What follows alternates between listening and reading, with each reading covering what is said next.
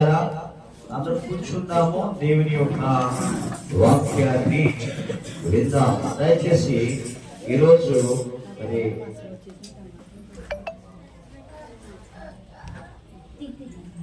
దేవుని వాక్యాన్ని విందాము పిల్లరా.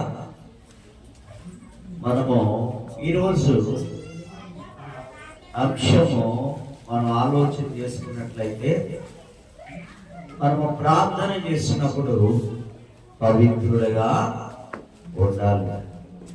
ప్రార్థన చేసినప్పుడు పవిత్రముగా ఉండి దేవునికి ప్రార్థన చేసినట్లయితే మరి మన ప్రార్థన దేవాది దేవుని యొక్క సన్నిధికి వెళుతుంది. అప్పుడు మనము శ్రమంలో నుండి విడుదల అవుతామని దేవుని యొక్క వాక్యము మనకు సెలవిస్తుంది. వాక్యాన్ని ఆలోచిద్దాము. మొదటి యోహాను రాసిన పత్రిక 1వ అధ్యాయము 9వ వచనాన్ని మనము మన పాపములను మనం ఒప్పుకునే యెడల ఆయన మనం నమ్మదగిన వాడును నీతిమంతుడు గనుక ఆయన మన పాపములను క్షమించి సమస్త దుర్నీతి నుండి మనలను దేవుని స్తోత్రం. హల్లెలూయా. ఇక్కడ ఈ వాక్యాన్ని మనం ఆలోచన చేసుకున్నట్లయితే ఇస్తున్నారమ్మా. మొదటి యోహాను రాసిన పత్రికలో 1వ అధ్యాయము 9వ వచనములో ఈ మాట మనకి కనబడుతుంది. అది ఈ మాట మనం చూసుకున్నట్లయితే, మన పాపములను మనం ఒప్పుకోవాలంటండి. దేవుని స్తోత్రం చెప్తారు. ఏంటంటే మన పాపాలు మనము ఏం చేయాలి? ఒప్పుకోవాలి. చాలా మంది దేవుని యొక్క మందిరానికి వస్తూ ఉన్నారు, కానీ అనేక మార్లు వస్తున్నారు, మారుమనసు పొందుతున్నారు, రక్షణ తీసుకుంటున్నారు, అన్నీ చేస్తూ ఉన్నారు, కానీ పాపములలో మాత్రము ఒప్పుకోవడం లేదు. పాపాలు ఒప్పుకోవడం లేదు. ఇక్కడ ఆయన ఏమంటున్నాడు? మన పాపమును మనం ఒప్పుకునే యెడల ఆయన నమ్మదగిన వాడును నీతిమంతుడను గనుక ఆయన మన పాపం క్షమించి సమస్త దుర్నీతి నుండి కూడా విడుదల చేస్తాడు, తప్పిస్తాడు. సమస్తము నుండి కూడా తప్పిస్తాడు.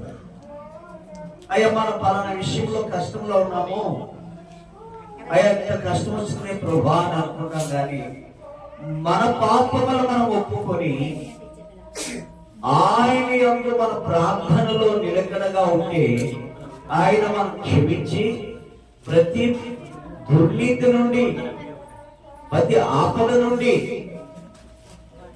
వారు మనల్ని తప్పించి సంతోషములోనికి ఆయన మనల్ని నడిపిస్తాడని దేవుని యొక్క వాక్యము తేటగా తెలియచేయబడుతుంది. దేవుని స్తోత్రం చెప్తామండి. హల్లెలూయా. ఒకవేళ ఎవరైనా రక్షణ తీసుకుని బాప్తిస్మము పొంది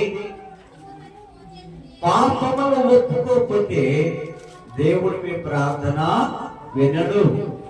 అయ్యా నేను పాటలు పాడుతున్నాను మందిరములో, నేను వాక్యం చదువుతున్నాను మందిరములో, నేను కానుకలిస్తున్నాను మందిరానికి, ఎందుకు ఈ ఆపదలు వచ్చాయంటే మన పాపములు మనం ఒప్పుకొని దేవుని సన్నిధిలోకి పవిత్రంగా మనం ఉండకపోవడమే అనేకమైన ఆత్మలోని ఆ పాపంలోనికి పడి ఉన్నామని దేవుని యొక్క వాక్యం స్పష్టంగా తెలియచేయబడుతుంది. దేవుని స్తోత్రం చెబుతామండి. హల్లెలూయా, హల్లెలూయా. నీ పరిస్థితి ఎలా ఉంది? దేవుని సన్నిధిలో ఒప్పుకొని పవిత్రముగా జీవించాలని వాక్యం చెప్తారు. అందుకనే 1 తిమోతియులకు రాసిన పత్రిక 5వ అధ్యాయము 22వ వచనాన్ని మనం చూసినట్లయితే, త్వరపడి ఎవరి మీద హస్తనిక్షేపము చేయకము, పరుల పాపములో పాలు వాడే ఉండకము, నీవు పవిత్రుడుగా ఉన్నట్లు చూసుకోను. ఇక్కడేమన్నాడండి, ఎవడు అయ్యారు ఆవిడ మంచిది కాదండి, ఆయన మంచోడు కాదండి, ఆ అమ్మాయి మంచిది కాదు, ఆ అమ్మాయి మంచిది కాదని మనం ఇచ్చుతాం. అయ్యా, నువ్వు పరుల యొక్క పాపం జోలికి నీవు వెళ్ళదు, నువ్వు ఇతర జోలికి నువ్వు వెళ్ళిపోవద్దు. అదే ఇక్కడ దేవుని యొక్క 5వ అధ్యాయం 22వ వచనంలో ఈ చక్కటి మాట, త్వరపడి ఎవరి మీద నేను పాపాలు మాపొద్దు, నువ్వు చెయ్యి వేయవద్దు. ఆయన మాటని ఖచ్చితంగా ఆయన తెలియచేస్తున్నాడు అన్నమాట. పరుల పాపములో పాలువాడే ఉండకము. పరులు ఏదైనా పాపం చేస్తున్నారనుకున్న ఇతరులు వారికి సహాయం చేయకూడదు, వారిని ఎంకరేజ్ చేయకూడదు. నువ్వు ఇలా మంచిగా చేస్తున్నావు, మంచిదే అని మనం పాపంలోని వారిని ఎంకరేజ్ చేయకూడదు, సహకరించకూడదు. ఇక్కడ సహకరిస్తే మనకు పాపం అవుతుంది, కానీ నీవు పవిత్రుడుగా ఉండినట్లు చూసుకోమంటున్నాడు. దేవుని స్తోత్రం చెప్తామండి. మనం చూసుకుంటున్నావా? ఇతరులే మనం చూస్తున్నాం, కానీ మన పాపాలు, మన చూపులు, మన తలంపులు, మన ఉద్దేశాలు, మన ఆలోచనలు, మన నడక, ఇవన్నీ కూడా అపవిత్రముగా ఉన్నాయని మనం ఏనాడు కూడా ఆలోచన చేయడం లేదు. ఇతరుల మీదే మనము ఏదైనా పాపం మోపుతున్నాం తప్ప మన పాపాన్ని మనం చూసుకుని పవిత్రుడుగా దేవుడి ఎదుట ఉందామని ఆలోచన మనలో రావడం లేదు. ప్రియమైన సహోదరి సహోదరుడా, ఒకసారి మీరు ఆలోచన చేసుకోండి. మన ప్రార్థన ఎలా ఉంది? మన ఉద్దేశాలు ఎలా ఉన్నాయి? మన పాపం ఒప్పుకుంటున్నామా లేదా? ఇతరుల పాపాలే చూస్తూ ఉంటున్నామా?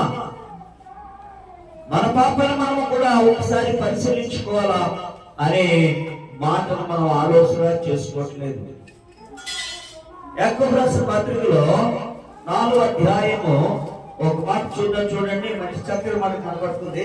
యాకోబు రాసిన పత్రిక 4వ అధ్యాయము 8వ వచనం. రండి, అప్పుడు ఆయన ఏంటండి, దేవుడు ఏమంటున్నాడండి?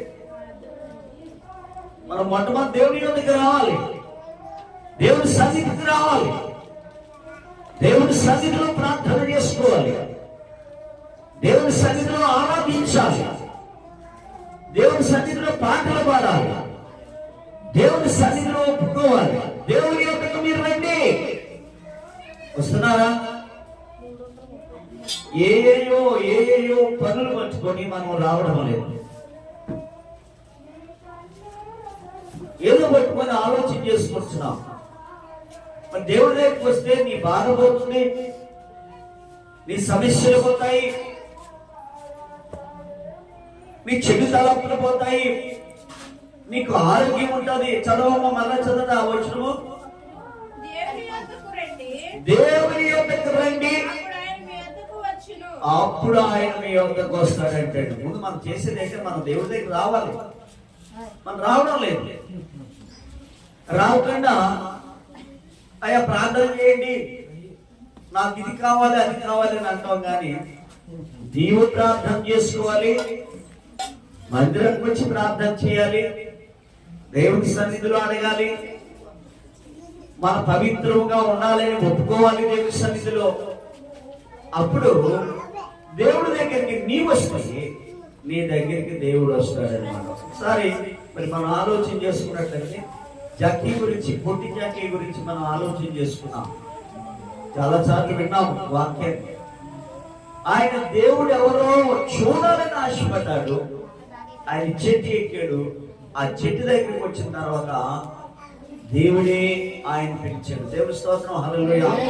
ఆయన కావాలని మనం అనుకోవాలి, తలించాలి, ఆలోచన చేయాలి, ఉద్దేశాలు ఉండాలి. ఆయన కావాలని మనం ఆలోచన చేసి మనం తలంచుకుని దేవుని యందు మనం పవిత్రులుగా ఉండి ఆయన కావాలనుకున్నట్లుగా ఆయనే నీకంటే ముందుగా వచ్చి నువ్వు హృదయంలోకి వచ్చి నీకు కావలసిన సంతోషాన్ని, నీకు కావలసిన సమాధానాన్ని, నీకు కావలసిన ఆరోగ్యాన్ని, నీకు కావలసిన ఆశీర్వాదాలు ఆయన ఇవ్వడానికి ఆయన సిద్ధంగా ఉన్నాడు. దేవుడి స్తోత్రం చెప్తా ఉన్నాడు. హల్లెలూయా చెప్తాడు. హల్లెలూయా హల్లెలూయా. ఎందుకని మనం ఒకసారి చూడండి, 2వ కొరింథీయులకు రాసిన పత్రిక 7వ అధ్యాయము 1వ వచనాన్ని మనం కూడా పరిశీలించినట్లయితే, 2వ కొరింథీయులకు రాసిన పత్రిక 7వ అధ్యాయము 1వ ప్రియులారా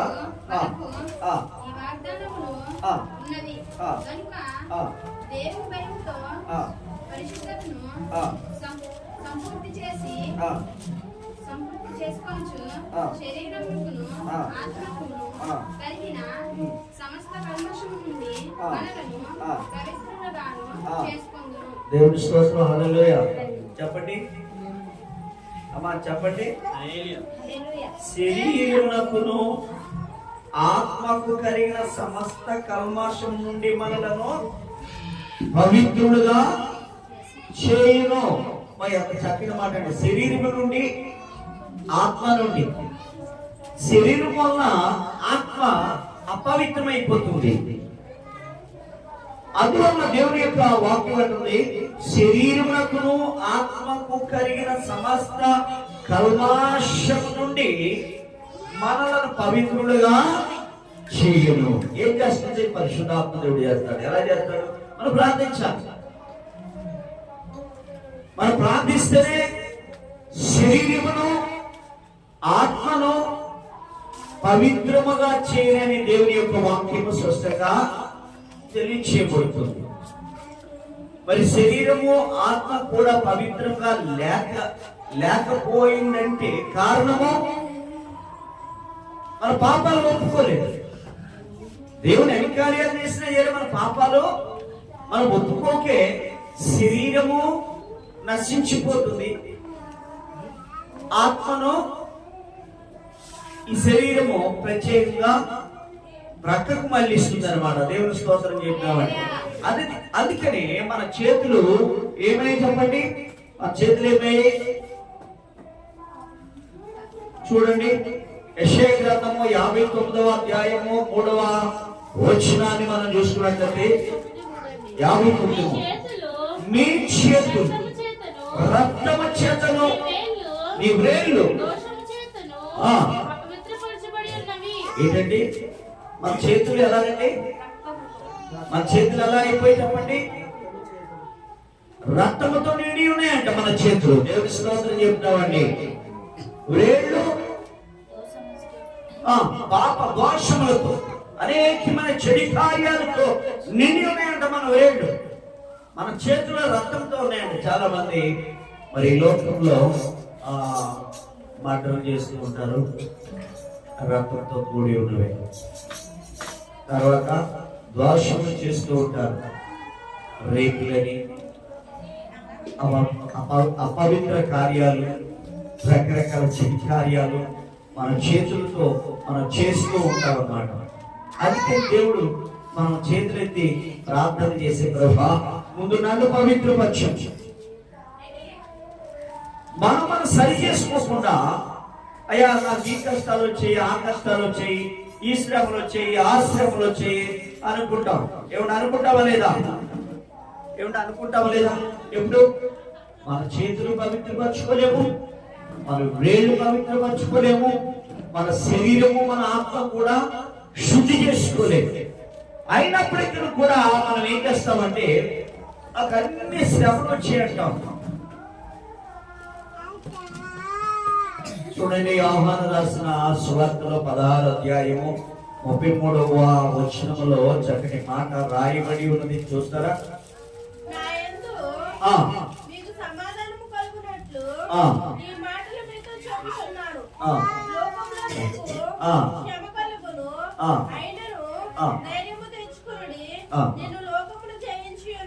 దేవుని స్తోత్రం. హల్లెలూయా.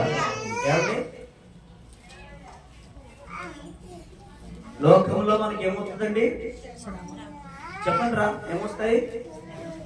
శ్రమలు వస్తాయి.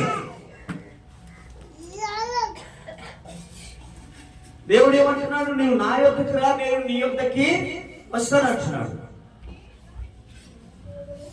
దేవుని సన్నిధానానికి వచ్చి మన పాపాలని కూడా మనం ఏం చేయాలా? ఒప్పుకోమంటున్నాడు.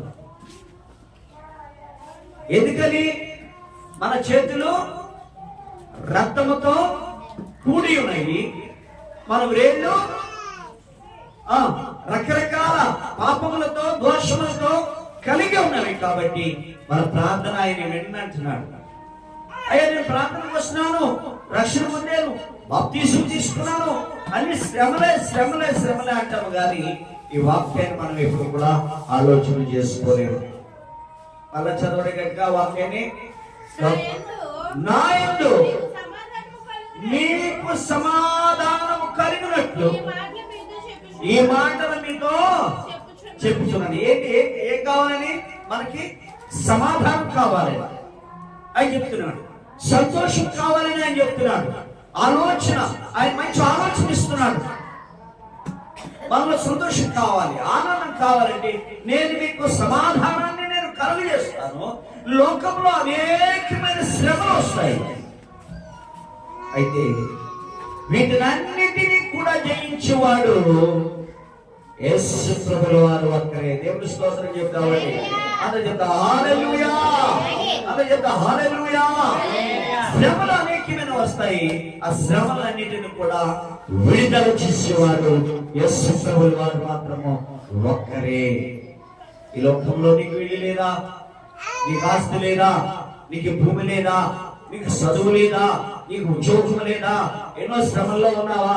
శ్రమలన్నిటి నుండి కూడా విడుదల చేసేవాడు ఆయనని దేవుడి యొక్క వాక్యము నిన్ను స్థిరపరుస్తుంది. ఏంటండి ఇవాళ వాక్యము? ఒప్పుకోవాలి, నీ పాపాన్ని ఒప్పుకోవాలి. అవునా కదా? మనం ఎన్నో ముందే ఏదో అయ్యా నేను ఎప్పుడో నేను బాప్తీసం పొందానని అంటే కదా, నువ్వు పాపాలు ఒప్పుకోకపోతే ఏం తీసుకున్న సుఖమే ఉందండి? బాప్తీసం తీసుకున్న పరలోకానికి వెళ్ళము ఏంటి? మీ యొక్క నా మాటలను చెప్పాలి.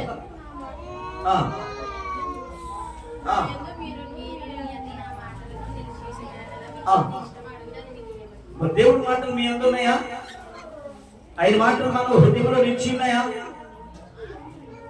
అప్పుడే దేవుడు మనకి ఏం కావాలంటే అది ఇస్తాడు. ఆలోచన చేసుకోవాలి. ఆ యందు మీరును మీ యందు నా మాటలు నిలిచి ఉండిని కదా, మీకు ఏది ఇష్టం అడగండి. ఉన్నాయా? దేవుని మాటలు మీ హృదయంలో ఉందా? దేవుని మాటలు మీ హృదయంలో ఉన్నాయా? దేవుని వాక్యం మీలో నిలిచి ఉన్నదా? మీ పాపాలు మీరు ఒప్పుకున్నారా? మీరు పవిత్రపరచుకుంటే, ఆయన యొద్దకు వస్తే, ఆయన మందిరానికి వస్తే మీరు పవిత్రపరచుకుంటే, మీ చేతులు రక్తంతో కడుక్కుంటే, మీ ప్రేర్లు దోషంలో ఉన్నాయి అవన్నీ కూడా తీసివేసుకుంటే, ఈ లోకంలో ఎన్ని ఆపదలు వచ్చినా వాటి నుండి విడుదల చేసి సమాధానమును దేవుడు మీకు ఇచ్చునుగాక. ఆమేన్ అనండి అందరూ కూడా.